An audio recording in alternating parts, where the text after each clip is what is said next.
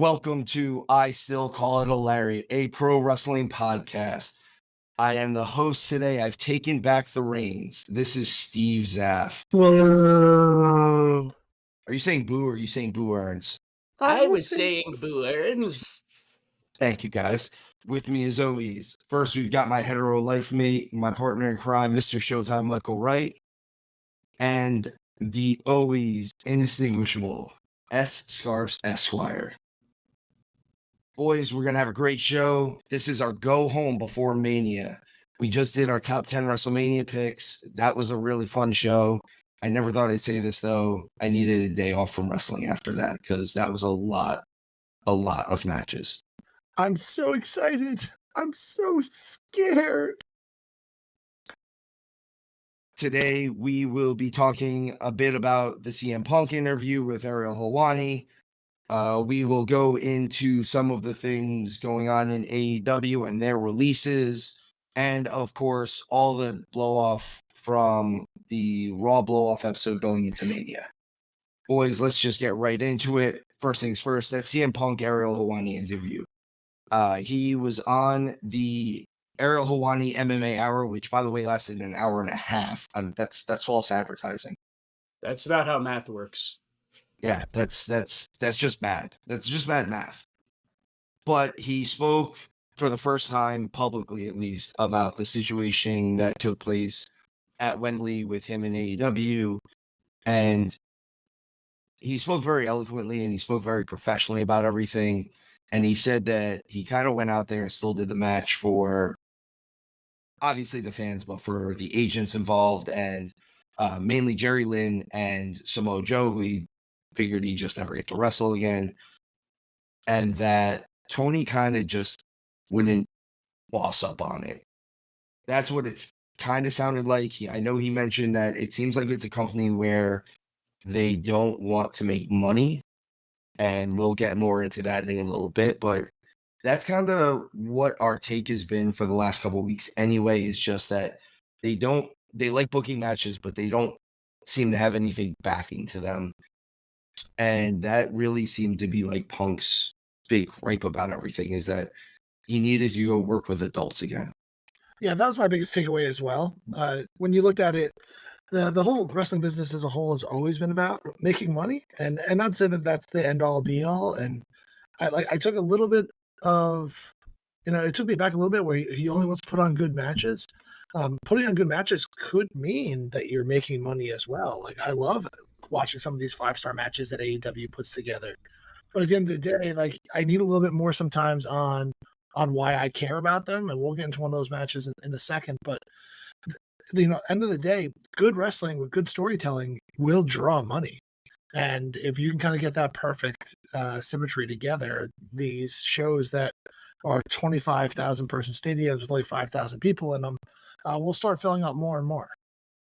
Well, I feel like Bruce Lee said it best. Practice one punch 10,000 times, not 10,000 punches one time, right? So you don't want to saturate or oversaturate the market, which is show after show after show, like these matches here. Check me out. Here's all of them. Right? Put out quality. That's what counts. Perfect it.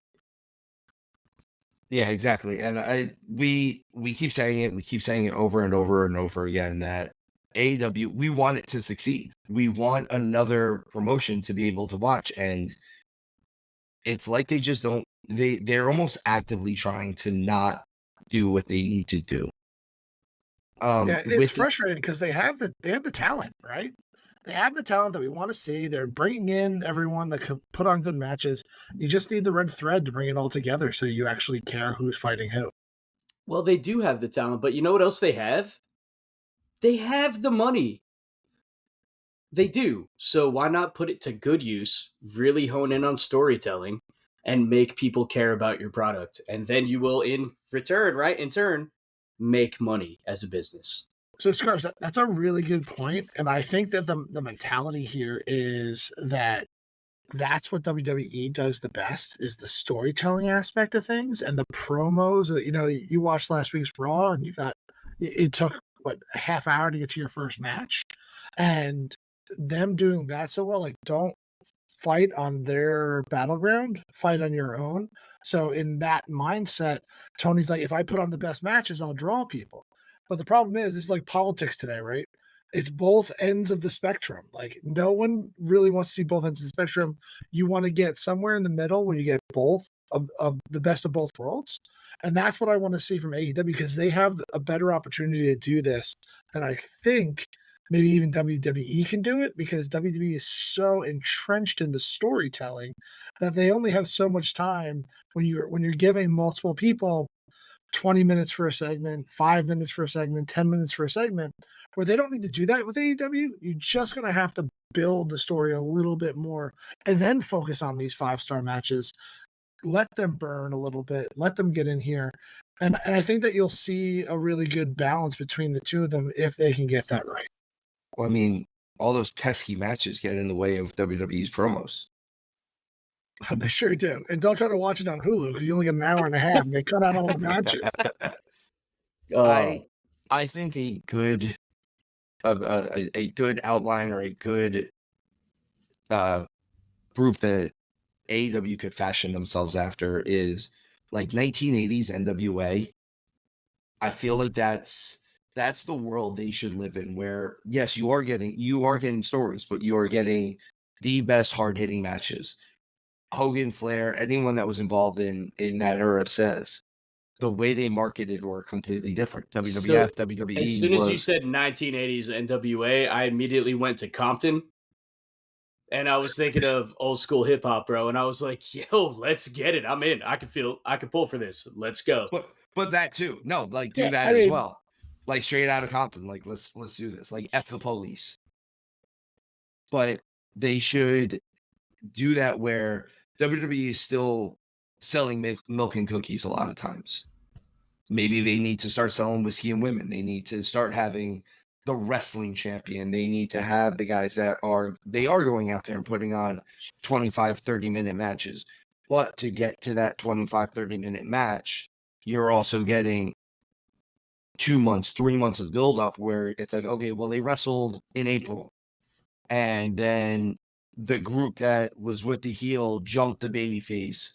And so he was out for a few weeks, but the whole time you had talks in the hospital with him or whatever. And oh my God, like, thank you for the letters and show them when I get back, I'm going to take care of this. And then they get another match and then another. And then all of a sudden you get, I don't know, 25, 30-minute I Quit match to blow off something. And you get the Tully and Magnum, or you get the Dusty and Flair, or any of those things that you could have gotten back in the old NWA days before it was WCW. I just feel like that should be the model that they try to produce off of. If they only had people in the back that actually lived that life that they could listen to. Oh my God, they do. My goodness. Like, wait. Like an Arn Anderson? Yeah, like exactly. Or maybe even a Ric Flair type character, perhaps? Oh, wait. Actually, I'm pretty sure that they are employing 3 out of 4 of the original 4 Horsemen. They have Tully on. They have Tully too? I didn't realize they have Tully too, or they had Tully at least. Tully was one of their original managers. He was with FTR originally, which that works perfectly. I was gonna say, how is Ole still on the payroll? Actually, the way Tony pays, he might be. To go along with that, guys, big news for AEW along with their financial stuff was that they finally did their first major round of talent releases. A lot of the talent that has been released before this, it wasn't so much a release as they were just not re-signing contracts. Or it was talent that was specifically asking for a release. So the talent that was released, the boys, Dasha Current, Jose the assistant, yes, that's his actual name. It's a great name. Jorah Joel, Anthony Henry, Gravity, Stu Grayson, Parker Boudreaux, and Slim J. Hey, wasn't that a John Mayer song, Gravity? It might be. I believe so. Okay. Or Jason Mraz, I'm not sure which. I get them confused sometimes. We're going to go Mayer on that one because that's not a Mraz song. Fair enough. So he has the whole collection. Yeah, that's fair. It's I have actually it. he's gonna cry himself to sleep with it tonight. I have it on vinyl. Don't judge me. It's the most pure form of music. All right, guys. So out of Jesus, so out of the Out of list that Jesus, got it. I just listed off, have any of you seen them on AEW television? Like, what was No. I don't even care that they got released because the last time I saw any of them was F all whenever. Yeah, I mean, majority of them were all ROH talent at the end of the day, and I'm sure that they were doing good work down there. I haven't been watching a ton of ROH at this point in time. You know, regret that they were released, of course. Like I don't want to see anyone lose their job in that way, but at the same time, they weren't being utilized. So hopefully, this will open up better doors for them. Hey, TNA, why don't you grab some of that talent? So I was actually going to ask, have these releases, or at least through the grapevine, have you heard any whispers about these releases leading to any major pickups? So I'm not sure what their contracts equal out to. After listening to the Hawani interview, though, it sounds like AEW doesn't have non-compete clauses in there, or at least not big non-compete clauses. So it might only be like a 30-day turnaround for these guys, which that'd be awesome because they can go somewhere else. The boys have been kind of mainstays in Ring of Honor forever. My big loss on this one is Dasha Current. She was one of their better ring announcers and one of their better backstage interviewers. I thought she had a lot of professionalism, and honestly, I think if WWE picks her up, that's going to be a win for them. I think she fits their dichotomy very, very well. Parker Boudreaux, this is a guy that every company that he works for, it seems like they don't know what to do with this guy. He's a legitimate Division I heavyweight wrestler. Does he have a shtick, a gimmick? So he looks like a very, very tattooed Brock Lesnar. Is he like Cajun? What's his deal? Because his Boudreaux is his last name. He should be the Raging Cajun. He's actually... I just figured it out for him. Done. He should be Cajun. He's usually just a silent monster in the background. I've never heard him actually talk. He was actually with Swerve when Swerve first came around doing the heel stuff. And then they kind of just faded him off to the background. Stu Grayson has been in AEW kind of forever. Gravity is just another one of these interchangeable luchadors that they have, unfortunately. I hate to say it like that, but all the luchadors they have are right now kind of interchangeable. It's just another guy in a... Yeah, but they're so athletic. They are, but it's just another guy that's in a colorful outfit and a mask that the American fans might not know because we're kind of bastards like that. Well, I'm waiting for Nacho Libre to make his grand debut. He needs to. None of these guys. I've heard Anthony Henry's name before. I haven't actually got a chance to see him work, so I couldn't speak on that one. But he seems to have had the most promise. I could see him ending up in TNA. I would love it if he started tagging with Joe Hendry, so it could be Hendry and Henry. I'm so glad you're not writing these shows, dude. Other than that, I hate you, by the way. And now, Just so you number 2, Hendry, coming out with number 3, Henry. That's a good point. So anyway. Thanks, buddy. Thanks.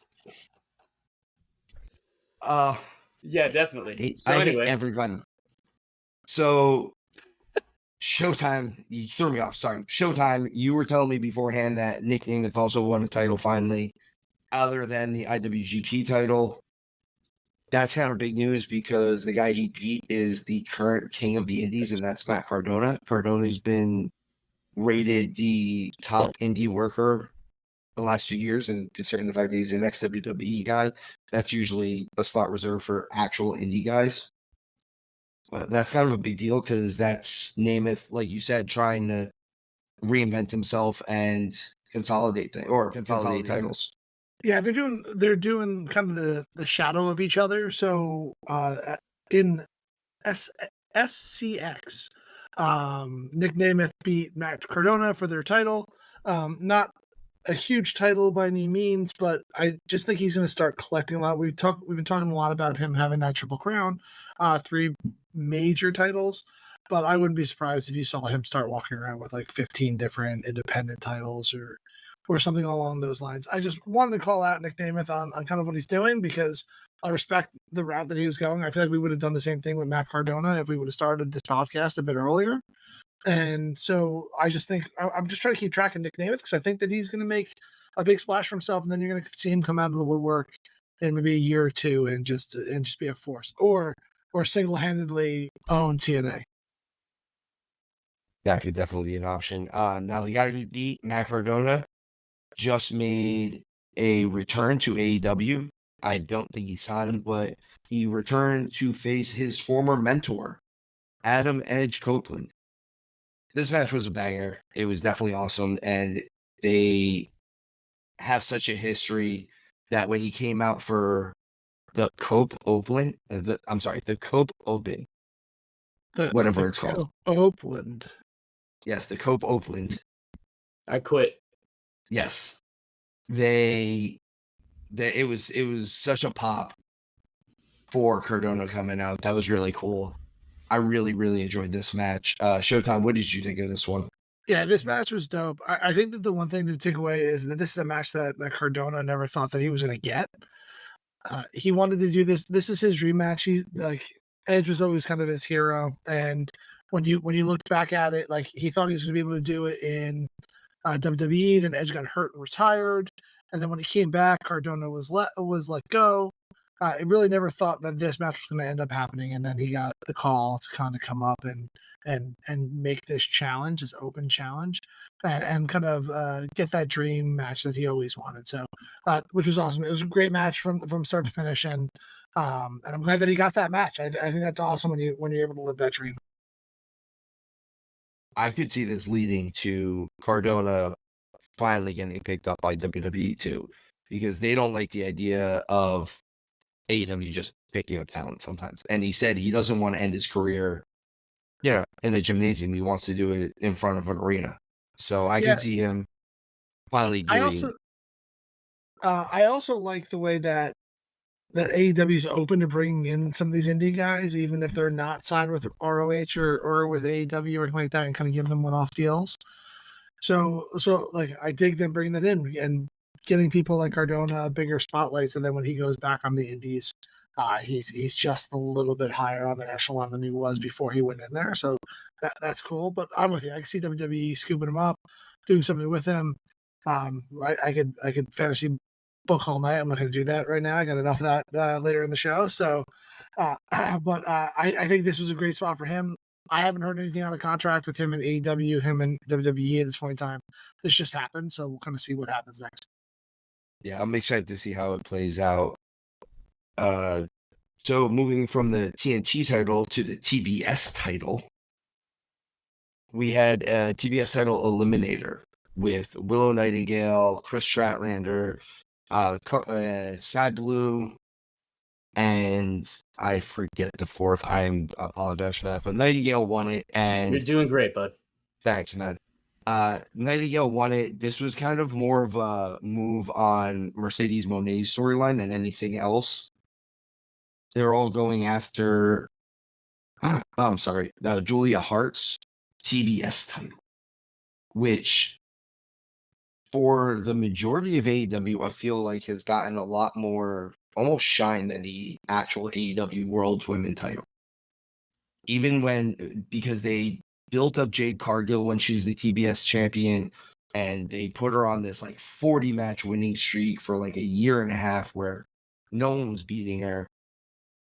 I feel like this TBS title kind of gets a little bit more shine on it than the actual women's title. I know Showtime, you had said that you dig the fact that there's a women's mid-card title.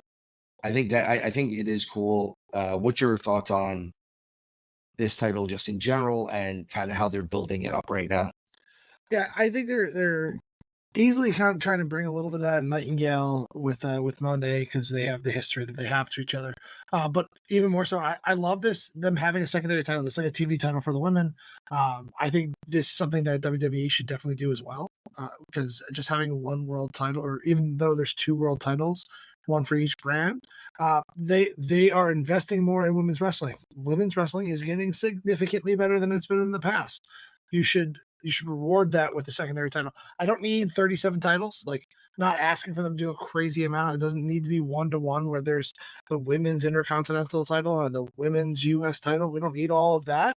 But let's throw them another one where they can kind of build more storylines around the women in that sense. Because right now, that's one thing I've been kind of missing with the women's storylines right now. If there's not a title involved, there isn't a story. There's a couple little ones, the Dupree stories happening kind of in the background. There's a few of those little ones, but without a title, it seems like they don't really get too much airtime. So, like, let's use this as an excuse to give the women more airtime. Not that they need an excuse, but it seems that they may. I don't need an excuse, but they think they. That's fair. That's fair. You bastard, look at you. Yeah, definitely. So That's a good point. So no, but you should definitely move on. Keep going. Yes. So from the TBS title, tag team title tournament. Next thing up, we had the quarterfinals for the tag team tournament. So we have the Young Bucks moving on after beating Private Party. We have FTR moving on after beating the Infantry. We have the Best Friends, which is the team of Orange Cassidy and Trent Beretta, which I would assume that the Kentucky Gentleman was in their background or as their manager, beat the United Kingdom. I think that's a mistake on their part because they were the Ring of Honor Tag Team Champions. I think they should have, and they're supposed to be part of the biggest heel group in the company. They should have had them move on. Big Bill and Starks beat Top Flight. That makes sense to me because Ricky Starks and Big Bill are the former tag team champions. They're actually who Sting and Darby beat for the tag team titles. Well, all I know is, boys, is that regular Cassidy is trending up. We provoked his tanning privilege, as you said. He's regular Cassidy. That's what he is. Or what was the other one that you're going to take away his tanning lotion so that he becomes Red Cassidy? You said both of those things. No, I've never said Red Cassidy before in my life until just now, and you can go back and check the tapes, my friend. Pretty you say it. I'm getting really excited about the finish of the tag team title tournament. I'd love to see who wins it and where they move on from this. I feel like the obvious choice is going to be the Bucks and FTR. I'm hoping it's not, though. I would like to see something that kind of changes up the obvious on that one. I mean, we don't like to see FTR win everything, right? I do like to see FTR win. I do like to see FTR win everything. I think they're so good, man. I think they're so good. If it weren't for the fact that they're in the same bracket, I would love to see the finals be FTR and Ricky Starks and Big Bill. Yeah, that should have been fixed earlier on. I also would have liked to see Undisputed Kingdom get to the finals. Like, it'd be like the dark horse. Oh, we didn't expect them to actually do it, and here they are. Meanwhile, they're the Ring of Honor Tag Team Champions. Like, they should probably be making it. But if you think about it, put that in like the WWE universe, having the NXT champions come up to a big tournament with the guys in WWE and go out there and beat the veterans is not what you would normally see. So that is a bit unexpected. No, but you wouldn't have the NXT tag team champions lose to a thrown together tag team either. 100%. And that's why I was saying I wanted to see them in the finals. Yeah. Them losing to the Best Friends, because this isn't the normal team of the Best Friends that they have. Normally it would be Beretta and Taylor, which if they had lost to them, that would have made more sense to me. They've been a tag team for almost as long as United Kingdom has been. So they had Orange Cassidy drop the belt, so they don't know what to do with them. So make them a tag team. Good. Because he's Tony's favorite wrestler. Well, it's cool. Just do something. On to Showtime's favorite wrestler lately, Will Ospreay. Will Ospreay faced Shibata this past week. I was like, we're not talking about our truth. What are you talking about? Ospreay's great, by the way, so I'm on board with this one. I'm on board with this too. This was a great match. Showtime, you said this before we went on the air. This was a great match that we had no reason to care about. Yeah, it was a great match. This is exactly what CM Punk was talking about. In my opinion, this is like the perfect example of it. These guys put on a banger. Absolutely love the match. Just wish I cared about it. Like there was no build up. There was no reason why I cared about this match outside of it just being a good match. And me, as someone who just appreciates matches, that's fine. But I still just want a little bit more that allows us to get a little bit of story. Like these guys had a bunch of history in Japan. Let's bring it up. Like let's do something here that makes this match have just a little bit more sizzle to it, so we care what the outcome is rather than I don't care who wins. I just want to see a good match. I don't know if I've ever related to a statement that Showtime has made as much as this one, because it just reminds me of our friendship. It's like, yeah, this is one of the greatest friends I have that I don't care about. That's how I feel every day, Showtime. So I feel that statement wholeheartedly. I just feel it wholeheartedly, man. That one definitely resonated with me. It also feels like, hey, we lured Ospreay away from Japan to have him face no one but his Japanese rivals. It's why? Why was that the point? Like, why is he not feuding with your actual homegrown stars? Or if you're going to do that, just tell us you're doing that. And like the Legion of Doom or the bad guys from Japan are coming in to stop you from running away from them, or come up with weird gimmick storyline here. And he's taking them all on. Like, yeah. Like they're so mad that he left that they're coming to get him. There you go. I'd be in for that. That sounds way better than what they're doing with them. I'd pop for that for sure. The only thing I'd like to see that they do with Ospreay, and this is, I heard someone else say that who is friends with Ospreay. I'd like to see him present him a little bit cleaner. Not cleaner. That's not the word I'm looking for. I don't want him in tracksuits anymore. If they brought him out in the suit and like really like dressed him up a little bit, even though he's supposed to be the guy from, the streets, be the guy from the streets that, hey, I got a ton of money now. I'm still that guy. But look at this great suit I have, especially because he cleans up really well. And I'd like to see him be presented as the star that he is in that sense, especially since they're not doing that with Okada, who's the other big star that they're doing with. Like, he's just dressing up in track pants and t-shirts with the Bucks right now. That sounds very New Jersey. It might be. Big gold chains. Yeah, just big gold chain, a tracksuit, maybe velour. I don't know. Steven, I agree with you. Like that's a comment. I don't know how to say this better. There's just no storyline with him right now to push him in that direction. So, like, yes, you might be right if they pushed him in that direction, or keep him in the tracksuit because he's from the streets and he doesn't want to forget who he is. If you're going to go in that direction, or give him a bolo tie because he's taken on the fact that he moved to Texas and he freaking loves big hats. I don't know. Just do something. Do something, please. Give us some type of story with him. Don't give him a bolo tie, please. It takes a special man to pull off a bolo tie.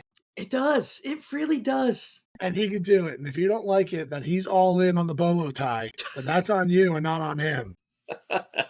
Now you sound like Tony Khan. No, that was my Ospreay impression. That was his. You didn't say bruv afterwards. Oh, sorry, bruv. We'll see how that plays now out. I know it's Ospreay. Sorry. I'm still working on it. It's still new. I'm new on this bandwagon. But you are fully on that bandwagon. Hey, when I join a bandwagon, I'm all in. Well, guys in tracksuits. We had Chad Gable get the crap kicked out of him by Gunther on Monday Night Raw. He's been wearing a lot of tracksuits. Apparently, he's training Sammy in the background. That's been their background story. I liked the segment. I liked Gunther coming out and, again, just decimating everyone. I do love Gunther. I like everyone involved in this storyline in general. I like Sammy, I like Chad, and I like Gunther. I'm hoping that what I want coming out of Mania is what's going to happen, but we will see. It's a couple days away. I'm with you, Steve. I thought this whole thing was done really well. The training montage was done well. I wish they would stop referring to it as the Rocky storyline. Like, show, don't tell. Like, yes, I understand the similarities. I've seen this. Everyone in the world, everyone watching WWE has seen Rocky. Don't say he's having his own Rocky moment. It's like, yeah, stop telling me. Just show me what I you want to show personally me. love Rocky Maivia, so I'm all for it Exactly. Fanny packs everywhere. all day. And someone who I think is going to have a Rocky Maivia outfit, Seth Rollins. Do you think that's going to be real? You think he's going I to come think down? that's real. I think that's absolutely a thing that's going to happen. That's who he is as a person. There's no way he doesn't do that. Rollins is the same guy that wore the polka dot outfit when he was wrestling Cody. He's definitely wearing a Rocky Maivia outfit. It's gonna be flamboyant. It's gonna be glamorous. It's gonna be terrible, but it's gonna be amazing at the same time. You know what would be even cooler is if all the lights were very dim and he just dressed like Roman and pretended to be him for like a solid 20 minutes. I think everybody would buy it. Everyone. Well, I think at the end of that tag match, he's going to do his best Roman impression and double cross Crody, like I've been saying for weeks. But we'll see. Or it's just going to be his best Rollins impression and double cross somebody because that's what he does. Crisscross applesauce, man. That's what's happening. The Rollins, Rock, and Roman had a segment to start off Raw. It set up the main event. We got a Solo Sikoa versus Seth Rollins match because of it. Seth came out of the crowd, very old school, very Shield. I thought the segment was good. I thought in general, again, WWE, The Rock, Roman, Rollins, this whole thing going into Mania, they are printing money at this point. They don't need to touch each other. They don't need to. I like what happens later, but if Roman and Cody don't touch each other, and Rock, and even if Rock had never beaten up Cody last week, I would still have been fine with it. I think they don't need to have the fight to get to the fight. Yeah, The Rock's putting on a masterclass right now. It's so apparent. He's on a whole different level than everybody else. Even the people in this game, like that's why people complain about him overshadowing Roman and some of the other people that are in this feud. I think the only one that's even really keeping up with him is Cody, and that might be just because he's really good at getting his ass kicked by the Rock. It's only because he's on the other side of the coin. Because if he were on the same side as the Rock, you're not even talking about him. 100%. But like, I don't think Rollins is keeping up with him right now. Like even that segment this weekend, it was good. Don't get me wrong. Not this weekend, on Monday. It was a great segment. You can't hold the candle to Rock. He's just doing his thing. How do you hold the candle to the most electrifying superstar in sports entertainment? Maybe that's the problem. Just trying to hold a candle to him. Now I'm getting in on it. He's too hot, man. Too hot to handle. Late night TV, boys. Listen, The Rock is dropping F-bombs now, boys. Okay? I love it. Love.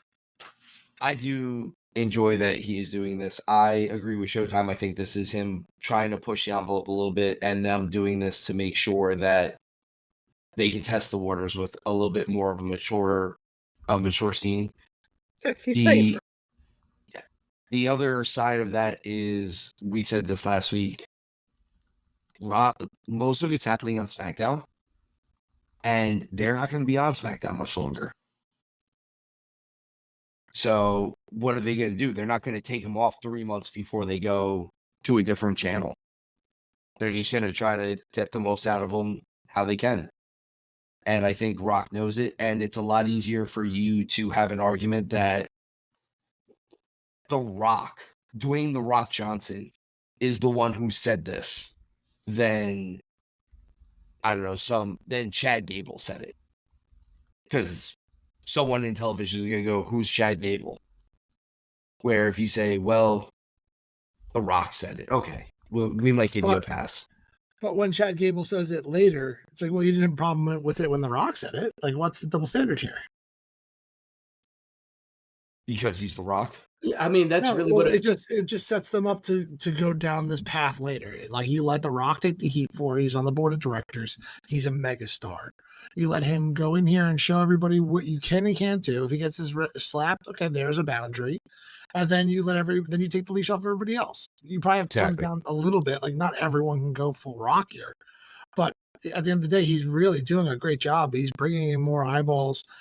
Even if Roman says we've been making this cool since 2020, you're making it really cool for the last couple weeks But listen, man, since The Rock Yeah, came out. exactly. I'm here for the animation, right? Get as creative as you want. But having said that, there is a special caliber or persona that is able to get away with, or at least push that envelope. The Rock is one of those superstars. He has the charisma, he has the appeal, the fan draw, and everything that he is able to push that envelope. Whereas, like you guys said, I mean, it would be crazy if some other Jamoke came out and just started going MF, MF, MF. You'd be like, yo, get this clown out of here. This isn't how we do things. Especially if he did it out of nowhere like that. Let's face it, everything The Rock has done recently has been a lot more adult. It's not like he's having movies where he's not Like using the Tooth curse words. Fairy. He has been in Tooth Fairy for a very long time. Yeah, but CM Punk started doing this as well with his last with that three-way promo that they cut the other day with McIntyre and Rollins.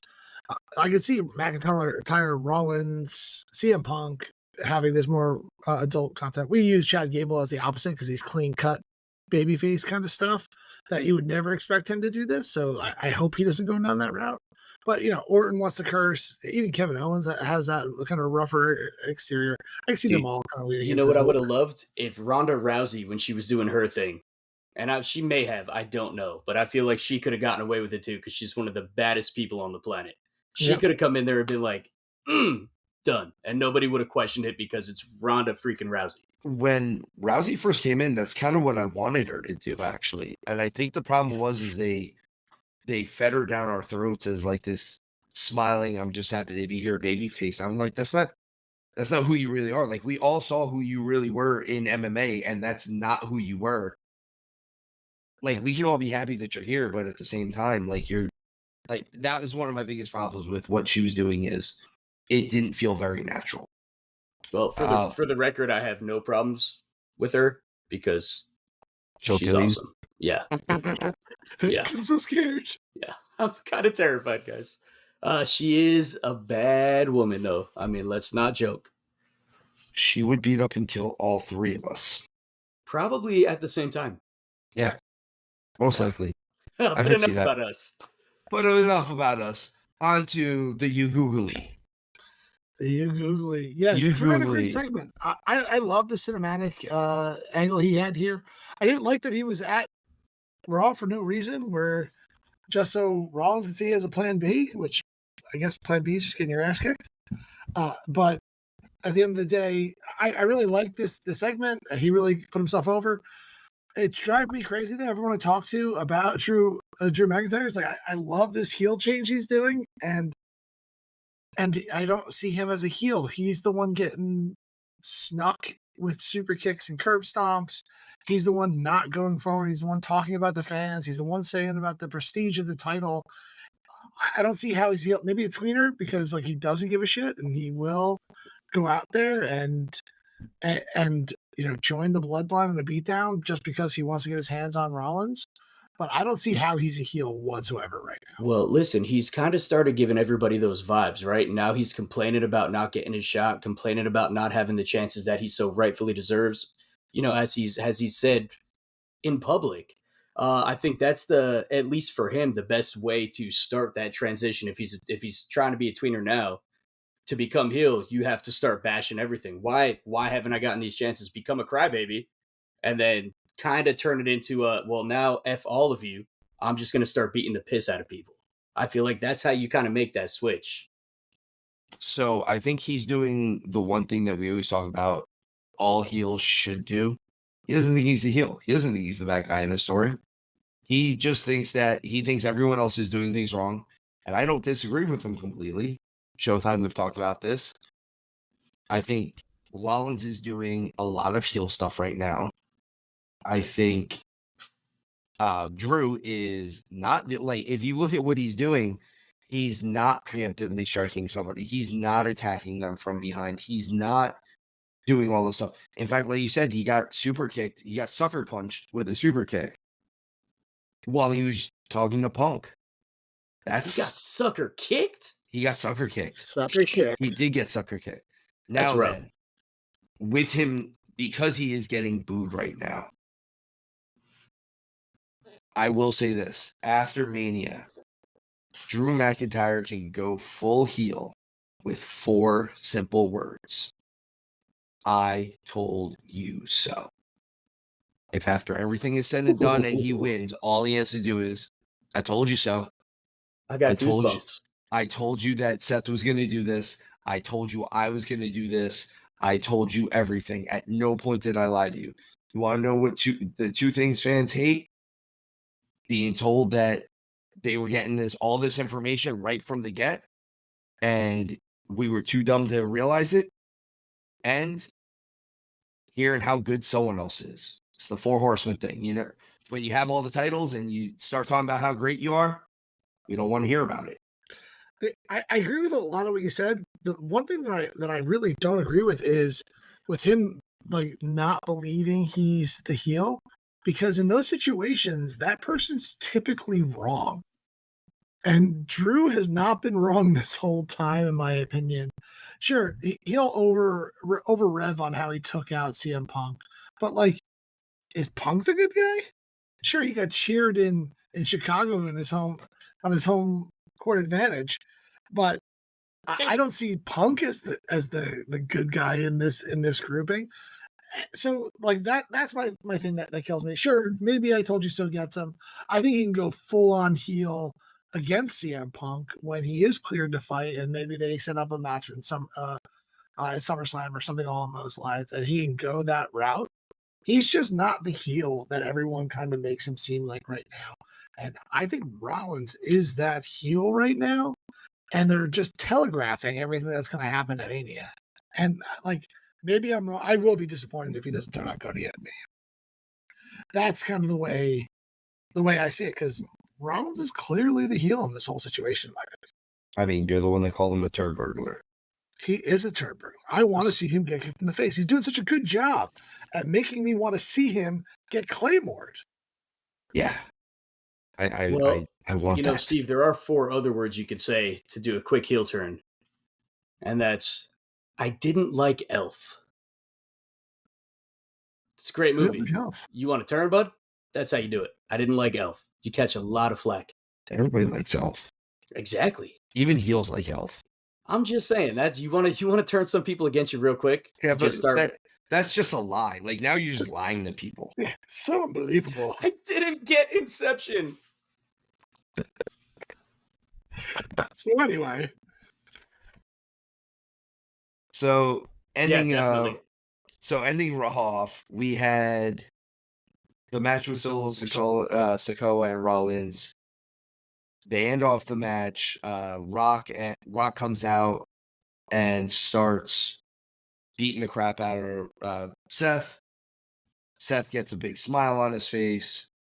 Cody, who's supposed to be not medically cleared, comes out, gets all fired up, starts taking it to the Rock. This was the Cody that I've been wanting to see since the beginning. I feel like he hasn't had enough fire going into this. I said this, that I would have liked to see a little bit more of this going into Mania than at least the fire that he had here. Not so much maybe the crying and stuff like that, where I wanted to see him get a little bit more pissed off about things. And this was what I needed the week before Mania. Well, I was really glad that they set the record straight on what this infamous bloodline match was, which is just a no DQ match. Is that what we got out of that? Which they didn't even finish. Like how do you have a no DQ match where Solo Sikoa doesn't at least get the pin or something in there? It just ended with shenanigans. You wanted shenanigans, and here they are, Steven. But I want them at Mania. Shenanigans aplenty. It's the same shenanigans you're going to get there. Oh, cheeky shenanigans. I would have liked to see the Bloodline match be something a little bit more than just a Becky Hugh match. Like, if you're gonna call it something different, like give me like a little twist on it. I don't know what that twist should be. I'm not a Bloodline member, though I'm available if you guys want to hang out. But at the end of the day, this like there was just something here that was kind of missing for me. Like, and then I just wanted to see something cooler because you're gonna build this stipulation for a match, and then it's just a normal WQ match. Which you gave us a Bloodline rules match a week before. You're probably going to give us a Bloodlines rules match. Where like that makes sense. I mean, if what we think is going to happen is going to happen, if because everyone is kind of leaning towards the idea that this is going to turn into a Bloodlines rule match between Roman and Cody, so we got it a week beforehand for free television on with Seth and Solo. It seemed like we should have gotten something different, especially since, like you said, the match didn't end. If we had just gotten a regular match out of it and The Rock came down, at least the no contest would have been a little bit more warranted. Maybe that was intentional, though. They're trying to build up to a precipice. You know what I mean? It's like we tried Bloodline rules, didn't get a result, so we're gonna pull it through again. Let's try it again with these guys. But what do I know? Well, I just, I hang out. I mean, you just work here. You just work here. So that was the end of Raw. That was kind of where they left us with everything. Again, Bloodline left standing. Cody and Rollins left on their asses. Oh, The Rock beat up a referee too. Yeah, he whipped that in too. That was he whipped that ref hard. He's doing a lot of stuff that's really cool. That's on the post show or after the cameras go off. So I have been enjoying that stuff. I've really been liking the social content that they've been building out of this stuff, and like having a reason to kind of engage more outside of just the end of Raw. Like, there has been some weird ones where, like, at the end of Raw or the end of SmackDown, the cameras end and it's just over. And I think they kind of caught a little flack for that. So the very next segment, when he was beating down Cody last week, it was just because the cameras go off doesn't mean that it's done. I really enjoyed that, like, because that's if you were really beating the crap out of somebody, that's what that's my suspension of disbelief. That's what I need. And like you said, this is the masterclass that The Rock is bringing to it. I am hoping that we don't overproduce Cody a little bit as much as we have been.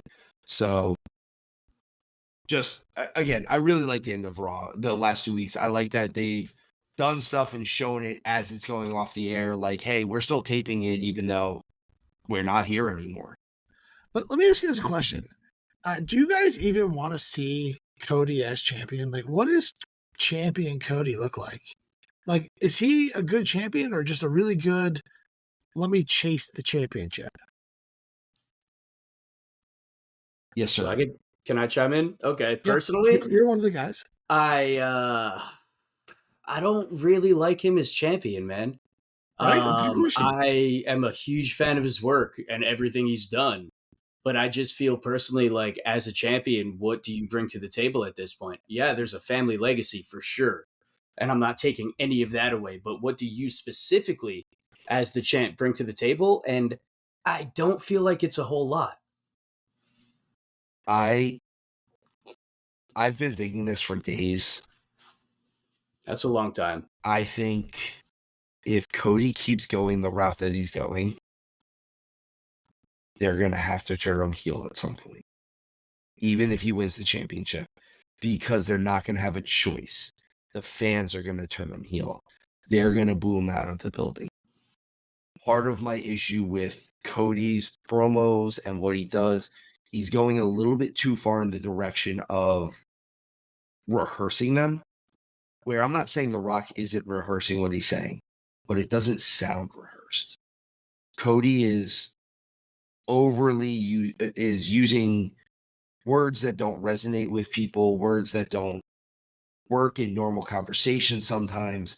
And I feel like when you're trying to be the everyman, because he still has the cadence that his father has. He uses a better vocabulary, which I'm not opposed to that because he brought up in a better world than his father was. When he just tones it down a little bit, it's great. The last couple weeks, though, it's been too much. And if he keeps doing too much, the fans are going to turn on him. And they're almost starting to. You're getting almost as many Rock chants right now as you are Cody chants. The Rock And is so over right now. He's so over. And people are into what he's doing, even though he's so clearly doing heel stuff. Yeah, he's a heel. That's the reason why I know what a heel is because The Rock is teaching me again after I watch everyone call Drew that. But can I also say that when you guys had me watching the Rollins Rhodes clip when Seth said, "I'll be your shield," when we were getting into all that, the Mania ramp up, when they were talking about the American Nightmare, just the way they were presenting it to me in my head, watching it and hearing and seeing Seth say it, I was like, are you turning heel, bud? Because I feel like this could be the start of you working up to your heel character. It felt like that's what they were trying to do, even if they weren't, and they may not be, but that's what it felt like to me. I don't think Cody wants to be a heel. I think they're going to have no choice. They're going to get to a point where, like, booing Cena at one point was just cool to do. Cena at no point was a real heel. Cody, I don't think they're going to have a choice if he keeps going down the way he is. And that's why I was really happy that he didn't, because he wasn't medically cleared this week, he didn't talk. He just came out and brought the fight to The Rock. And I wanted to see a little bit more of that going into Mania anyway. I thought he needed a little bit more of that fire, and this week was, even though he got left laying, this was exactly what we needed to see out of him. We needed him to not have a 15-minute promo where he used every version of every word in a thesaurus and dictionary and just get in there and be a little dirty about things. Like, sometimes soldiers and the White Knight has to do the thing that sucks, which is kill the bad guy. Get in there and go fight. And listen, man, I think heel Cody would bring a lot more to the table as a champion than babyface Cody. That's personal opinion. I just feel like there's a lot he could actually work with as a heel to change his entire persona. Again, of course, he doesn't want to change his entire persona. He is who he is. But I feel like as a heel and a champ, he could absolutely crush it and run with it. I think WWE just wants a face champion for a little while. It's been so long since that's happened. Like, look at all of their champions right now are all heels. Like, I know Rhea's super over, but she's a heel. Like, she's part of the Judgment Day. Yeah, Rhea's a heel. Io's a heel. Seth is a heel, even if no one wants to believe it. He's definitely 1,000%. Don't tell me otherwise ever. Change my mind. You won't. Gunther's a heel. Logan Paul's a heel. Clearly. Your Judgment Day tag team champions are heels. Everybody's a heel right now. You need that clean cut Captain America babyface right now. Is that Cody? It will be until Survivor Series. Yeah, or SummerSlam. Yeah. Yeah, that's all right. It's fine. That's what it's saying. So real quick before we get into our Mania predictions, we have a bunch of matches. They finally released what matches are going to be on what nights. So night one, we have Rey Mysterio and Dragon Lee versus Santos Escobar and Dominic Mysterio.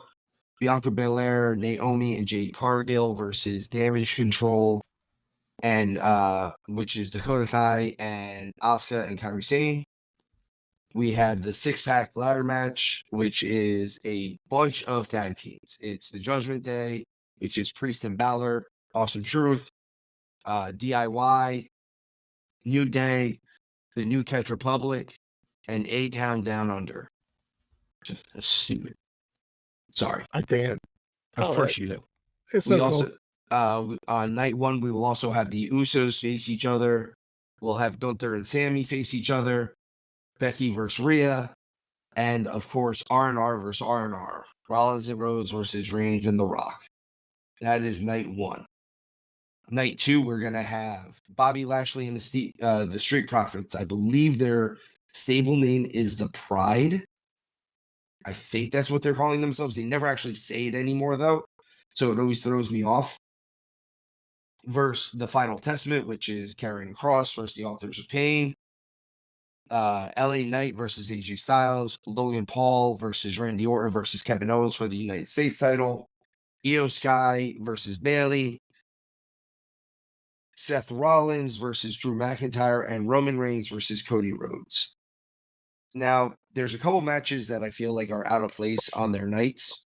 My big one is the 2 6-person tag team matches. I would like them flip-flopped. That's just me. I realize that they're both technically throwaway matches, but the reason why Bianca Belair, Naomi, and Jade Cargill versus Damage Control is not a throwaway match is because you're trying to build Jade Cargill up as your next big female star to be on the level of Rhea, Charlotte, Becky, and all these other ones. And by putting her on night 1, it might be a somewhat throwaway match, but she's lost in the shuffle of all of those people. It's one thing if you're on the show with The Rock, you're on the show where The Rock is actually wrestling. Rock and Reigns are both on there. Rhodes and Rollins are both on there. You have Rhea on there. You have Becky. Gunther is his own level of star, not to mention a giant train wreck of a ladder match that's going to happen. I think that her star power is going to get lost on that, even though it's just a throwaway match. I would flip-flop the 2 6-people tag team matches. And I might have maybe changed one of the other matches. Maybe put Ray versus Dominic on night 2 as well. I think. I that's the only one that I'm really, really upset about as far as where they're at. But you are so bougie. You're so bougie, bro. Listen, we're going to get 2 amazing nights of amazing wrestling. And you're in here talking about placement and how things should be elsewhere. You, sir, you are selfish. I'm nitpicking. Shame on you. I get what you're saying, Steve. I think that they're just they're putting them in where they can. They want to give Jade Cargill her Mania debut. Like that's kind of. It's going to be such a squash match anyway. It's got to be, right? It's got to be. Well, do you want to get into predictions, or do you want to? Yeah, let's get into predictions already. Let us do the predictions. Oh, I'm totally unprepared for this. What is that? Is that paper? It was paper. So we don't know actually at this point in time what the order of these matches are. We know what the main events are at this point in time, but as of right now, we just have a list of matches. So we'll go through it this way. If you want to guess what my video opener match is, we can do that as well. But at this point in time, we have a list that we all kind of predicted, so we can go from there. All right. Night 1, we have Rey Mysterio and Dragon Lee versus Santos Escobar versus Dominic Mysterio. So the only one that chose something different than the rest of us was Scarps. Yeah. He chose Rey Mysterio and Dragon Lee to go over on that match. Showtime and I both chose Escobar and Dom. Scarps, why are you choosing that one? It's Rey Mysterio, bro. Get out of here. Fair enough. That's the only reason I need, literally. See, I'm choosing it because it's clearly a handicap match. It's Dom and Nick Mysterio versus Santos Escobar versus the other 2 guys. That's a handicap match. That's not fair. I get it, and I love what they're doing with Dom. But again, it's Ray, dude. I'm going Ray, and I'm not changing my guess. That's who I got, and I'm sticking with it. All right. I like seeing Dominic get his win over his father year 2. Like last year, we definitely wanted to see him lose, but let's see Dominic start really getting a little more credibility out here. Like I want to see him as a wrestler. Like he is so over. If you think The Rock's over, you can't even hear Dominic talk on the mic because everyone's booing him so hard. Like, do you know what would make those boos louder? If he started winning. Exactly. I'm in. Let's have him win this one. Next matchup is Bianca Belair, Naomi, and Jade Cargill versus Damage Control. Damage Control consisting of Dakota Kai, Asuka, and Kairi Sane. We are unanimous on this one. Yeah, we all have female New Day winning this match. Yeah, I feel bad for Damage Control because they've been so kind of dominant over the last over a year or so. But I think that Bianca Belair, Naomi, and Jade Cargill are just gonna stop them. There'll be some back and forth. It won't be like an actual squash match until Jade gets in the ring and starts just tossing bitches around. See, I I've think got a very creepy feeling that the organization is going to do Bianca dirty at some point in time. I don't think it's going to be for Mania, but I think it's coming soon. What do you mean by do her dirty? Just like, okay, so I have them winning at Mania, right?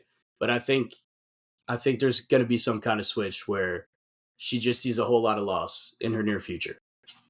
Yeah, I think they're doing it to her right now. I think we're witnessing this. She goes from main eventing and championship matches to throwaway match in a very quick to a match time. that should be on the undercard. Yeah, like this match should be on the pre-show. My other thing with this is, again, the aesthetic of it. If you combine all three of the members of Damage Control, they weigh about as much as Bianca Belair by herself. Just right. Her. That's it.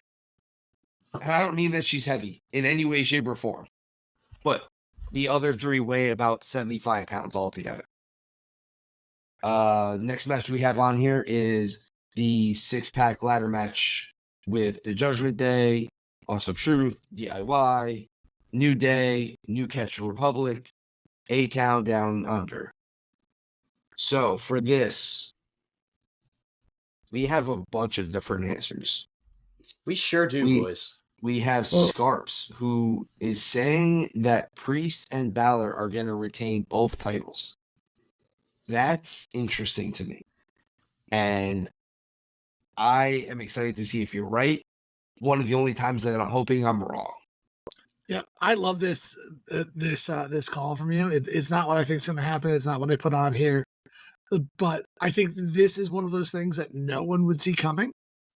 Where I think they did a poor job by announcing that both tag titles were up for grabs in this match. I think everyone expected this to happen, but Michael Cole announced last night that the rules are the match won't be over until both titles come down. And I think that would have been a nice little surprise for us mid-match or going into the match, really to build that heat with the Judgment Day. But now, them telling us all this stuff and having Judgment Day retain, I think is a cool way to end this match. I think that's awesome. Now, every now and then I say something that people are like, oh, wait a minute. I'm glad this is one of them, man. I like it. Oh, you were paying attention. Yeah, cool. So anyway. Showtime, your pick is Awesome Truth and A-Town Down Under. Yeah, I just think that they're trying to do something with Austin Theory and Grayson Waller. So, yeah, so it's just one of those things where they've been kind of jobbing them a little bit, where I feel like the actual storyline they've been taking them to is actually building them to be a surprise win at this event. So that's the reason I put them there. They had to do something with them because I feel bad for Austin Theory. Like, I don't dislike him, but he's also not my favorite wrestler in the world. But like from 1 year to 1 year, he has fallen far from being the U.S. champion, fighting Cena in the opening match of day one, to just kind of goon who gets beat up by Randy Orton and Kevin Owens in lieu of Logan Paul.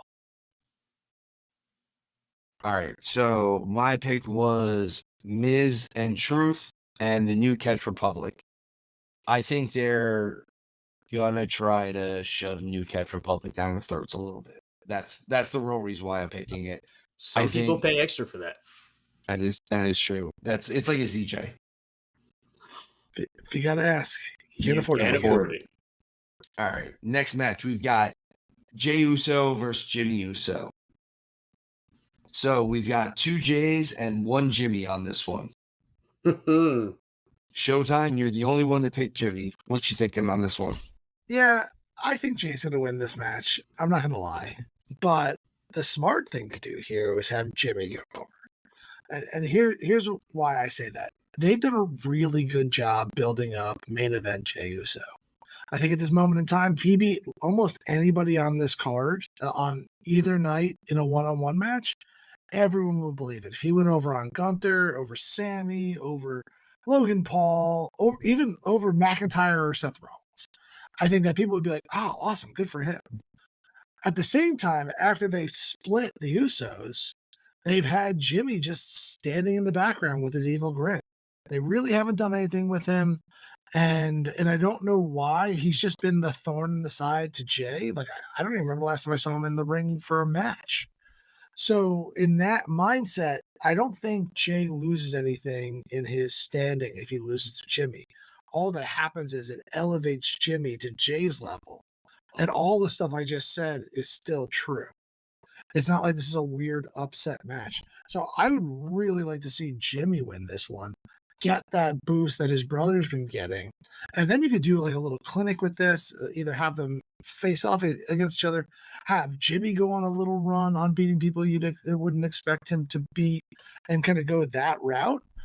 Because I just think they're doing Jimmy dirty for really no reason at this point in time. If he loses this match, then it's just what's going to happen. He's going to end up tagging with Solo, so he doesn't grow at all, but Jay does.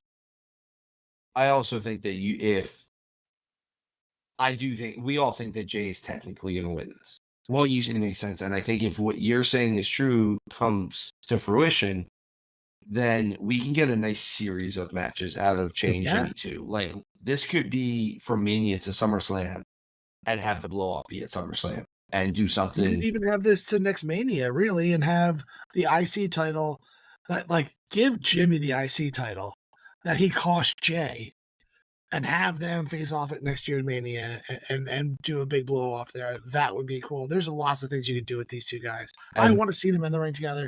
I'm excited about this match. It's one of the matches I think could be contender for match of the night.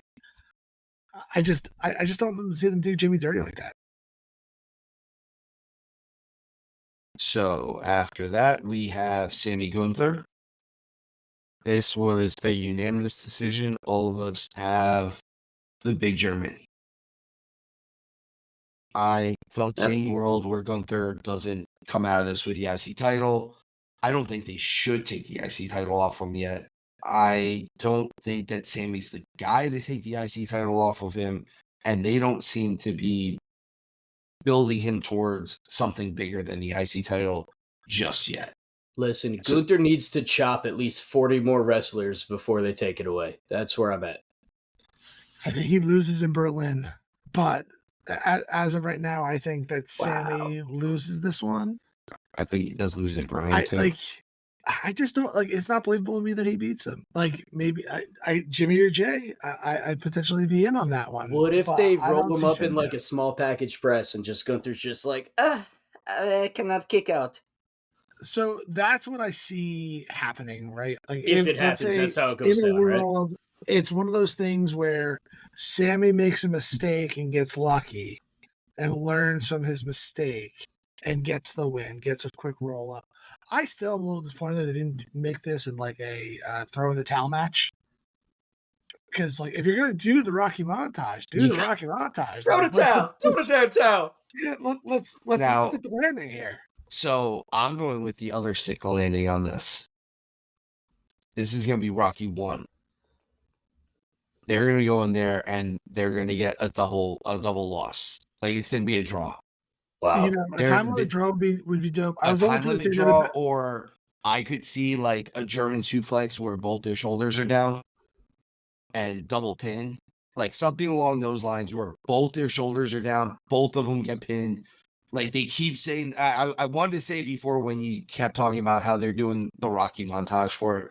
I wouldn't mind seeing that, and then it escalates them to keep going, and maybe Gunther the whole time is like, no, I'm not giving you another match. No, I'm not giving you another match.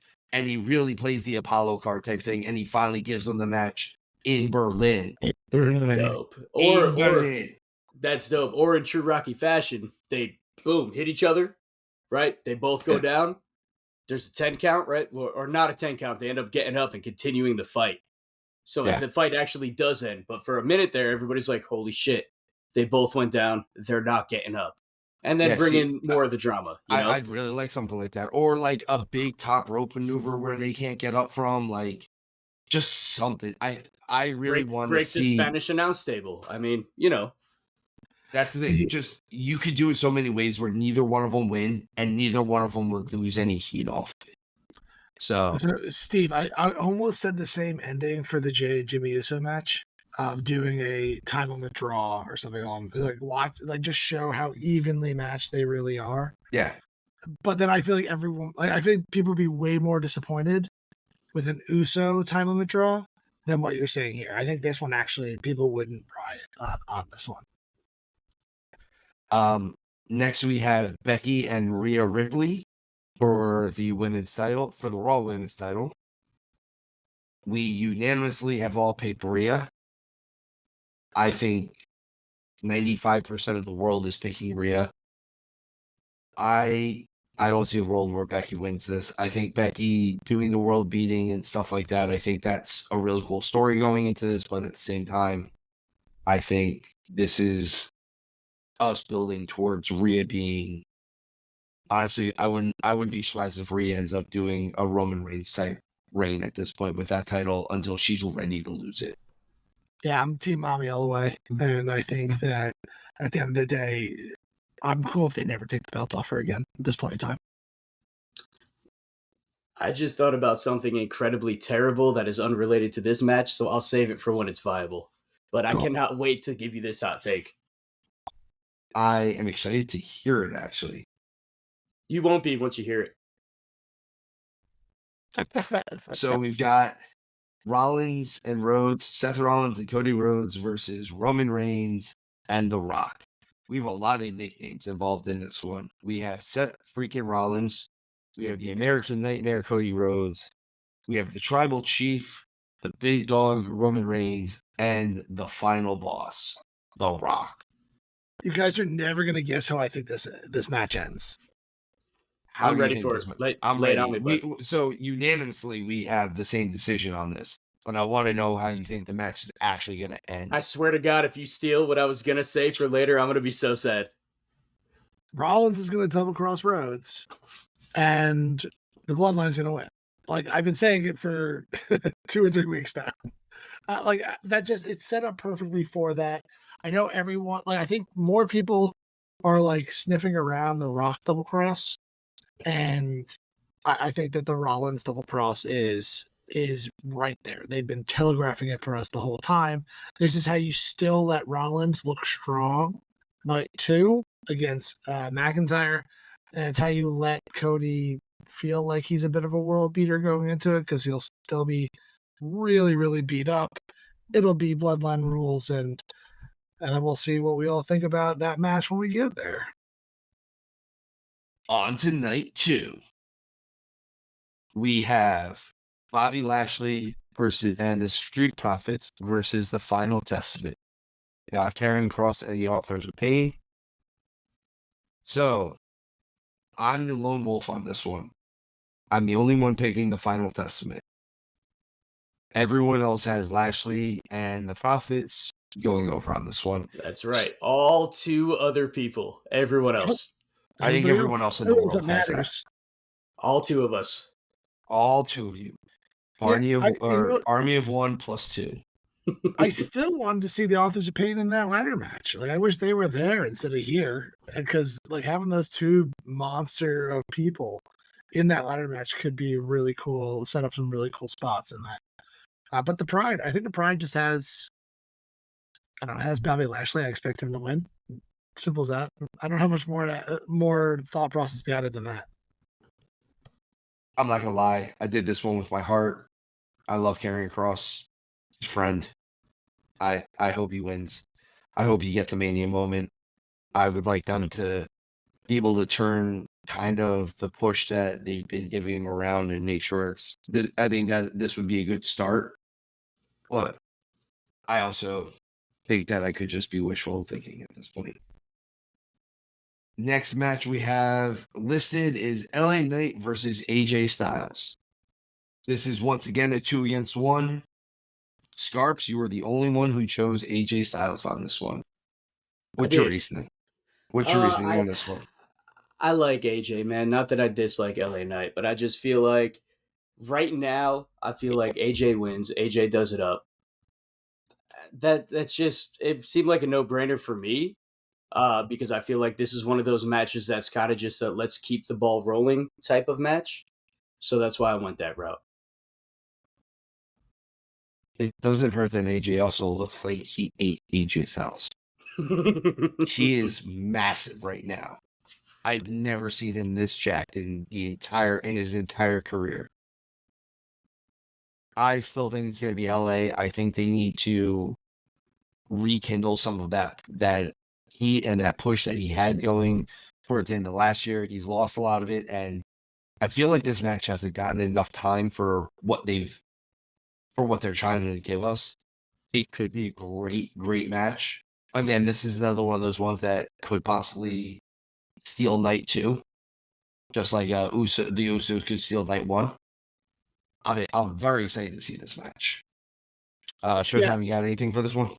I'm pumped for this match. I just wish I cared more. I just don't think they did a very good job building it. This is the return of AJ. Him coming down and costing LA Knight the Elimination Chamber was such a hot start, such a good way to kind of kick this feud off.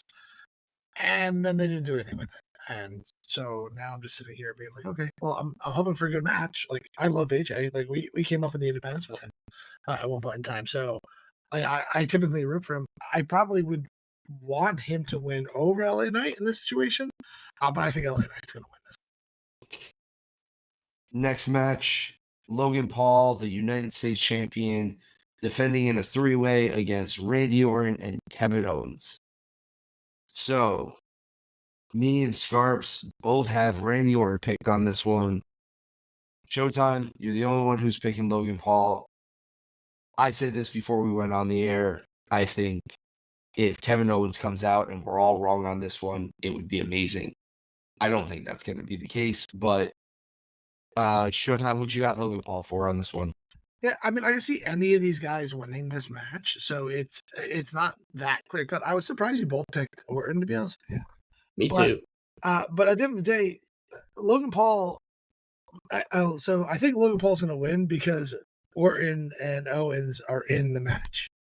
Because you have two buddies, two faces going against the heel. The match writes itself. I won't lie. The reason why I have A-Town Down Under winning the tag titles is also because I think Logan Paul is going to retain. So give the three of them, because they kind of are this little faction-y thing. Like they're the cool kids. Yeah, so like, even though none of them were actually cool. Hey, you got all that gold. You could buy the coolness, right? It's fair. So they'll be talking with Dominic Mysterio in no time. So that's kind of the way I see that going down. Like if I didn't think if Logan Paul had a singles match, I probably would have chose him to lose. But since it's a 3-way, I think he wins. I'm only picking Orton because I think if Orton wins, it doesn't take any of the shine off Logan Paul. That's the only reason why I'm saying it is if you're going to do it, if you're going to take that title off of him because he's going to go do a couple other things, which I've heard he might be going to do for a little bit, that's the reason that's the person who you get that off of him and he doesn't lose any heat because it's Randy Orton. Or you have Jimmy beat Jay and then have Jimmy beat Logan Paul. And then I think he still looks strong because you've just built up Jimmy that way. I just really want to talk about my hot take, so I'm just shaking over here because it's so stupid. I can't wait to tell you guys about it. We'll get there, bud. We'll get there. So close. So next match we've got listed is Io Sky, who is the SmackDown Women's Champion, versus Bayley, who is the current Women's Royal Rumble winner. So we've got 2 Baileys and 1 Io. Scarps, you picked Io on this one. You're the army of one in this case. I am, and to be honest, I really don't have a whole lot to say about this match. That was just the direction that I leaned in. I think it'll be a fun match to watch for sure, but it could go either way. This is just the direction that I decided to go. For the record, no one has a lot to say about this match, including the WWE. They just do not care about this match. Yeah. I mean, I was trying to be all professional with it, but thanks No, for. we I can call appreciate it no, how it is. I just appreciate you being real about it. Yeah, Yeah, that's just who I we can picked. call a spade on this one. Yeah.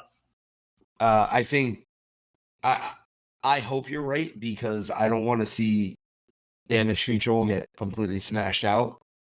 That's the only reason why. But otherwise, I think this is gonna be a good match. Like you said, I think this is gonna be a fun match. I just don't care. Yeah, I picked Bailey. I could see, this is one of the few matches where I could see it going either way, like pretty easily. Particularly if you have Damage Control get beat up on the first night, actually get a little squashed. Having Io come out strong means it doesn't like completely tank Damage Control. But then I don't know what you do with Bailey afterwards. Like, then she's going on a hiatus because you can't do anything with her. I think that's why I have Bailey winning this because I think she needs the title right now to stay relevant because her storyline is in such flux. She doesn't have that going for her. I don't see her really joining the ranks with Belair, Naomi, and Cargill. Like, I don't see that team happening. So I just don't know what she does if she doesn't win this title. Yeah, they just don't seem to have definitely. anything. They just don't seem to have anything for her. I don't see anything coming in from those two. Next one. This one's I'm really interested in. We got Seth freaking Rollins versus the Scottish psychopath Drew McIntyre for the World Heavyweight Championship, the Raw title. We have two Drews and a Rollins. Scarps, you're the odd man out again on this one. I am, boys. And this one was not easy because I really, really, really want McIntyre to win this match. Having said that, I feel like Rollins keeps it. Now, there are a lot of things that could play out if he loses that would help play into my hot take a little bit later. But I did go Rollins on this. Do I kind of deep down as a fan of wrestling hope McIntyre wins? Absolutely. But I think Rollins is taking it. Showtime, what are you thinking on this one? That McIntyre is so hot right now. So hot. He's like Hansel. So hot right now. I don't see how Drew doesn't win this match. He's built so well right now. He is ready to go. Like, I love how I'm still convinced. They keep saying how he doesn't have a contract right now. I'm convinced that the only reason he doesn't have a contract is they're like, here's your contract. You'll sign it. But we don't want people to think that because you just signed a 3-year deal with us, that you're definitely going to be champion. So let's pretend like your contract's in flux. That's the kind of way I see it. I think McIntyre's going to go in here. He deserves this win. I like to see him with the idea of him winning that championship with people in the seats. Like, this is his moment. This is his moment. I do hope that he gets it. He deserved it, 4 years ago, and he didn't get it because worldwide pandemic. So I hope this is a banger of a match. Like, I hope this match is absolutely awesome. I hope the two of them are vicious. They hate each other. Like, this has real heat feel to it. Like, let's get it, boys. This feels like it could turn into like a banger of a match, but like in the sense that it might not be the most technical match. It's just going to turn into a fight. Oh yeah, just like beat the shit out of each other. All right, get it. And now the official main event of night 2 of the show, really. The Tribal Chief, Roman Reigns, the undisputed Universal Heavyweight Champion of the world. I know I say it's weird. Against the American Nightmare, Cody Rhodes, the current Royal Rumble winner. I am the only one who picked Cody on this one. Scarps, I want to hear your hot take first. Okay, hear me out now. Before it explodes. He looks like he's got a pee. Listen, if Seth does lose earlier, which he might, I think that would help to go toward the double cross. So here's my hot take, boys, and this is going to be crazy, even though, who did I pick for this match? You guys, did we make that official? Did we tell everybody? No, but it's official. Yeah, so I mean, it's written there. I did pick Roman. However, as we were talking, here's my hot take. the double cross does happen. Seth jumps over. Let's help out the bloodline. Who comes down? Hulk Hogan's obviously not coming out. Who comes down? Stone Cold Steve Austin. Helps Cody take the dub. Boom. Shocker. What's up? I have heard that one. Multiple So- times. That's so, a thing. so that's the Yeah, thing. it's the I Avengers quit, angle. dude. I'm so done because I Oh, got it's so good that you make this I up got yourself. It's so great. excited. I was He's so excited. because my hot take was gonna be Hogan's gonna come out and do it, and obviously he's not. He So I'm like, can't. okay, let me just figure out another name. Who could do it? Okay, let's talk about some Southern boys, right? Stone Cold, boom, done. And you're like, people said that already. I quit. Yeah. Well, so Cool. there's something they've going also around said and Cena. called, the Avengers angle is kind of what they're calling it, where Cody is Captain America, and they're saying that there'll be a immense between Jay and Jimmy, like they'll actually come back together. So now Jay won't double cross him, but he's like, I'm not going to go against my family now. You have the double cross of Rollins. So now there's no one to help Cody in this bloodline rules. And then people like Austin and Cena and Hogan, like fill in the blank. So my will take's come not down. hot. My take is completely mediocre and mundane. No, it's a out there theory, and I think that if it It's a does solid happen, medium well. it would be great if it happens. But it's Dude, It's not something that anyone I'd business. flip my shit if that actually happened. My hat might actually fly off my head. having Rock and Austin in the Mania main event Yes. in the ring together Yes. is how the magic happens.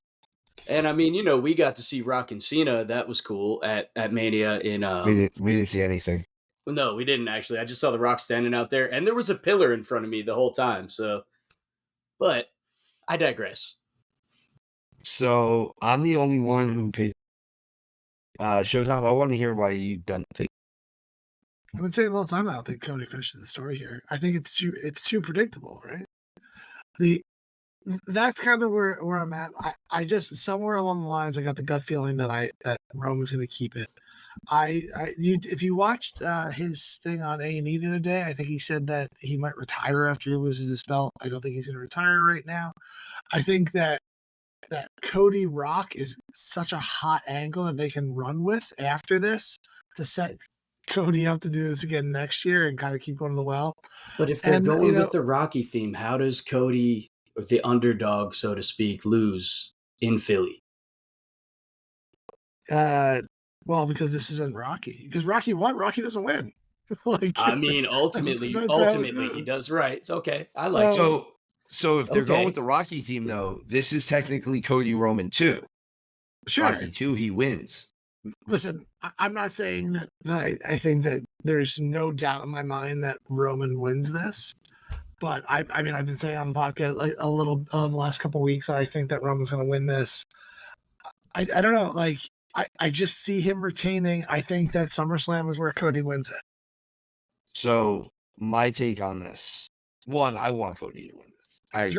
I also want Cody to win this. I think we're all in agreement on that for sure. I want the feel good moment coming out of the alleged biggest Mania of all time. This is I want the WrestleMania Avengers 40. angle. I want Austin down there, Cena down there, Hogan down there. Like, bring Avengers, assemble. So Listen, if Hogan's there, I'm done, bro. Like, let's go. So I wouldn't mind seeing him there. I halfway just want Cody to win this by himself. I want to see him have to fight his way up the hill. I want him to be, the allies coming to Normandy on D-Day type situation. Like he is the cavalry at this point. He is all by himself. I have said this side of things before. If Rollins does not double cross him, which I think it's a little bit more likely that he does than he doesn't. He's going to do it. I absolutely think he is. But because it's becoming such a hot take or such a common angle that everyone is going with, that Rollins is going to do this. He's going to turn heel. I could see them doing it where he doesn't do that. You keep In saying which case, turn heel like he's not a heel okay, already. I'm Yeah, sorry. he's already won. That he double crosses Cody. He hasn't actually double crossed Cody yet. At least not in the open. Yeah, not that we know of. Right. Yeah. My thing is, if he does not double cross Cody in the tag match, and they go into night 2, I think it is very clear that The Rock will double cross Roman. And I don't think it's going to be a physical thing. I think that they're so busy. One's the final boss, one's the tribal chief. Who's the actual leader of the group in this case? Can't have two leaders. When you have two guys standing in front of a bunch of other people, eyes are only going to go to one guy, right? Like you can't have two. So I could see with the bloodline rules, Solo gets up on the ring apron and goes to do the spike to Cody. And The Rock doesn't even get physical with it. Just puts his hands up. Just one hand, waves him off, tells him not to do it. And then Cody goes and wins the match clean. Then after the match, I could see rock bottoming Roman as like an exclamation point to it. That's if that is the case. If Rollins double crosses Cody, which seems to be the common idea, I think there's a real good chance that I'm wrong and that Cody doesn't win on night 2. But at the same time, I'm tired of reading this 2-year book, man. Like I want the story finished. I'm not gonna lie. This is where we're at in the world. I'm ready to hear the end. I'm with you, and I think I don't know. I have a sneaking suspicion that Roman retains. I also think that if you have Cody win, you can have Rock. You can start leading into Rock versus Cody at SummerSlam meeting too. Well, I mean, Rock wants Rock Roman, right? But he wants that next year at Mania. Is that what that's the whole thing? I think the only way you can really do that match is at Mania. So And I at don't this think they're point, going to do another one year build up. we're all pretty convinced Rock stays heel, right? That's Yes, and I think if Roman leaves, it's a little easier for Roman to come back as not a face, but like a anti-hero, where he's going to still do all the same things, but when he says "acknowledge me now," the fans will actually cheer for him. I like that. And it's a little bit easier. Kind of, how can I miss you if you don't go away? If he leaves right after Mania, I've heard things about possible treatment for the leukemia and stuff like that, preventative treatments, things like that. If he leaves and he comes back, I think he comes back and he's hot. I think the fans cheer for him. Comes back like Deadpool, you know? He's always going to come back like Deadpool. So those were our predictions for Mania. We have them listed. We will revisit that next week after Mania. I can guarantee that next week's show will be nothing but us talking about WrestleMania. I don't Two even think questions we're for in you, fellas. 2 questions before we move off Mania. First, match of the night. Match of the night. Match of each night, or just match in general of the show? Match of the event. Match of the events.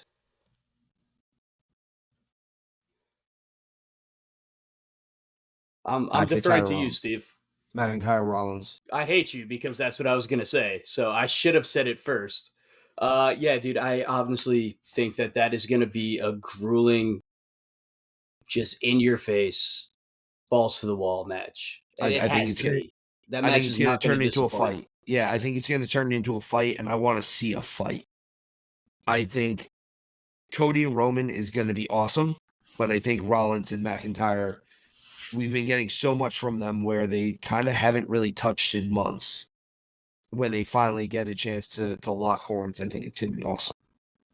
I'm going to go with Becky Rhea. Also a good choice. That's going to be Becky a good match. Rhea, I think after this Mania is done, that's going to be looked at as the best women's match in wrestling history. I think it has Bold possibility. prediction, Cotton. Let's see how it plays out. It has a lot of possibility to be that. They're heading into that match hot. Yeah. All right. So question number 2 for me, Showtime. Question number 2. I don't want to call it moment of the night. Like, what do you think the biggest surprise is going to be at me? There's always a surprise person that shows up. Match that went completely sideways. I didn't expect to see it. What's your surprise? What's your mania moment of this mania? Jake Paul shows up to support his brother, and Mike Tyson's there. Oh, I'll take that. Yeah, That one I haven't heard before. Yeah, I haven't heard that one. So they haven't fully confirmed anything with him. Not talking about your stuff, Scarps. They haven't confirmed anything with this man. They've said they've approached him. I think we're going to find out that Sylvester Stallone is going to be the host of WrestleMania. I really hope so, dude. That would be incredible. I'd be so pumped. And then we'll get a night where we'll get Stallone in the room. We'll get the Ultimate Man and the Ultimate Meatball. Baby. We'll have him and Hogan in the same room together because you know they're not going to have Stallone in there and not have Hogan in there. A little Rocky and Thunder Lips rematch? Yes. I hope he wears the hat. Flesh, baby. I'm just saying, dude. Like, if he wears the fedora with the tassels. I'll be over the top if Hogan's there, bro. Over the top. Scarps is crying just thinking about it. Like, I also love... You guys know how much I love Stallone, too. So, and I may have used the Stallone movie reference when I said I'll be over the top. That's neither here nor there. If Hogan's there, I'm here for it. I'll pop, dude, so hard. I mean, all that we're missing for Scarp's dream is a little bit of Arnold. Come on. Sorry. We know I can't do that, but it's fine. Showtime, what are you thinking? I'm assuming I can't use Round Double Cross his Reds because I've said it so many times, right? Yeah, that's not a surprise. Is that a shocker at that point? So if I can't use that one, I'm gonna say that you get Stone Cold. I think Stone Cold's gonna show up. I would love he's that. Gonna insert himself in a match, probably the main event. I wouldn't be surprised if The Rock gets stunned by Stone Cold. And you get the biggest stunner bump in the history of the world. Because that's the bottom line. Over the top rope. Yeah, but like up the ramp too. Like he just keeps rolling up the ramp. And it's gonna be even crazier because The Rock weighs 350 pounds of pure muscle right now. So I don't know how he's gonna do it. He's so big. He's still so yeah, but he's also so agile, dude, and so athletic that he can do whatever he wants at command. I don't disagree with you, but you can definitely see. I noticed it when he was getting up on Raw.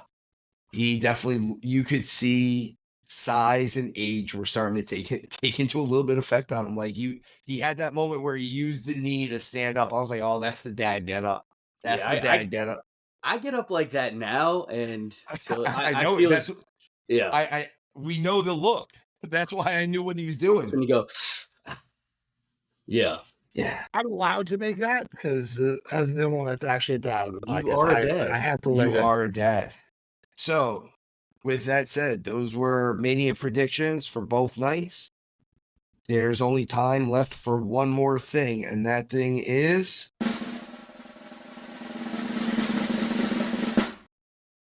Esquire's Inquiries. Scarps, what you got for us? Oh, hey, boys. So, question for you both. If you were to, because we're going into WrestleMania and all this ramp up, I guess my question will be Mania specific. What would your criteria be? And I already know Showtime's answer, but I know he's going to go get more involved in it. The perfect WrestleMania match, in your opinions, not a past match, but what are the criteria for both of you that need to be fulfilled in order for it to be one of the greatest Mania matches? Showtime, I'll let you take this first, mainly because you set the criteria for our initial list. It's right I know here. you have it in writing. So what I start with above anything else is I want a good match. Like, it's still wrestling, and the reason why Piper Bret Hart was so high on my list was because I thought it was just an epic match. It was a really good match between two guys that had a story. I think the story comes next for me, where I want to care about this match. I really, really want to know why they're fighting, why this matters. I want to be invested. And then I want something spectacular to happen. Like, give me the Andre scoop slam. Give me something that I didn't think possible, or they do something that's so impactful. That guy winning the world title for the first time, something that just gives you the goosebumps. It like makes it all worth it. There's a huge payoff. Those are kind of my three things. Like, I do have a whole bunch of things over here. Obviously, I want to see a creative match. I want to see some of this other stuff, like the crowd reaction. I want to hear them go nuts this whole time. But really, those three things are the key things for me. Having a strong, strong match, having something that like really supersedes expectations, and a story that I'm in. Where honestly, May I God, add also, does it have to be a pure match? Or can there be like, what if there are stipulations to the match? Does that take away from the match itself for you? depends Like on if what the it's a, stipulations hey, are. this is let's not even go no DQ. Let's just say, hey, this is a ladder match. Does that take it away from you? I think a lot of the gimmicks work, right? I have no problem with ladder matches, Hell in the Cells, even no DQs, as long as the weapons used are on a limited capacity. I'm not a big hardcore wrestling fan. I don't love it when there's 1,000 people in there. There's no way this 6-team scramble is going to be that match for me, because there's just too many of those people in there, and it's just going to be a spot junkie bonanza. So those are the things that pull that away from me, individual.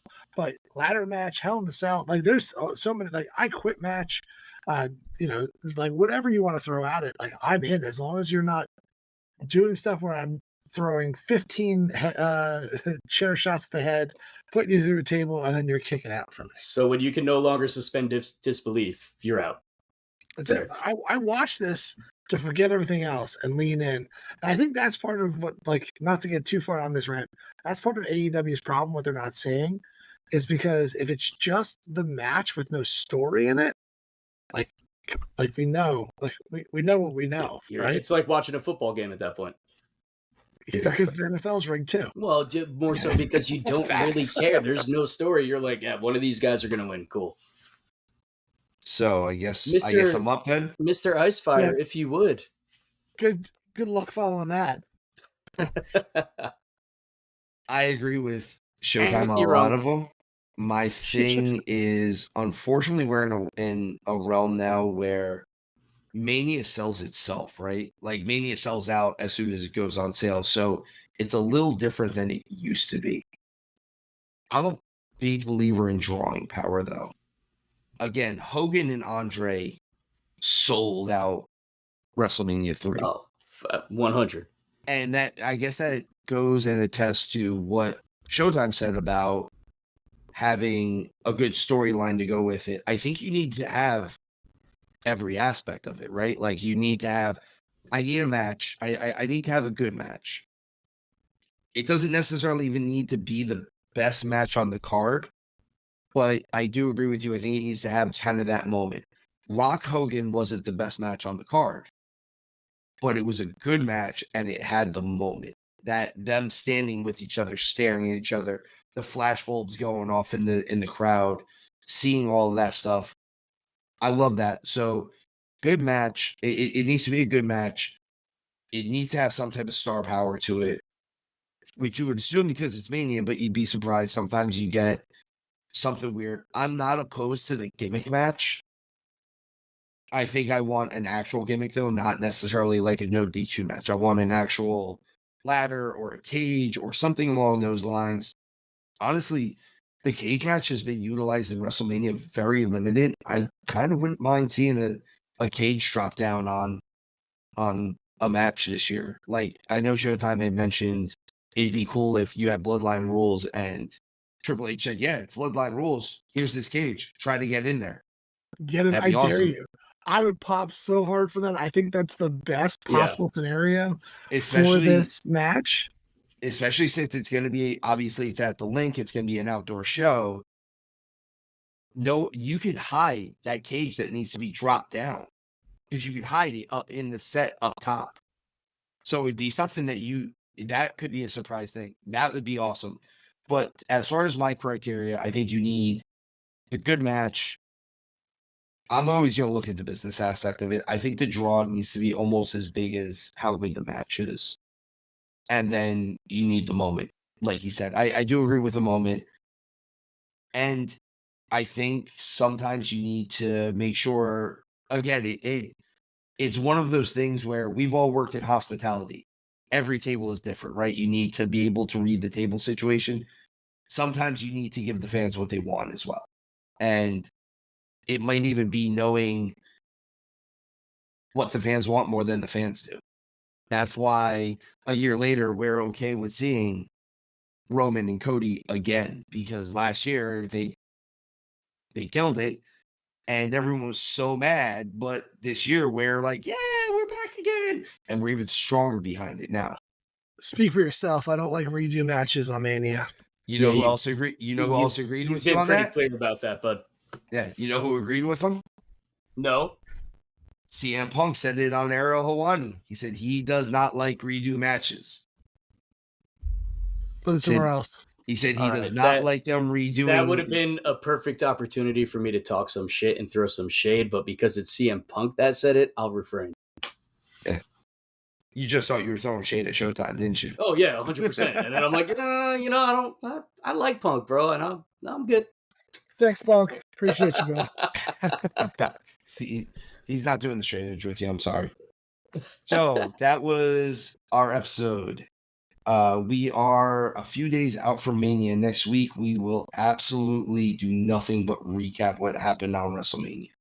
That is going to be the biggest thing. That is, I guess, the start and the end of our year, right? Like that's how our fiscal year goes: is start with Mania and end with Mania. Yeah, and if you don't get a chance to watch Mania, listen to us because we're going to be covering it. I mean, it'll be post-show, obviously, but we're going to talk about the ups and downs. It's going to be bananas.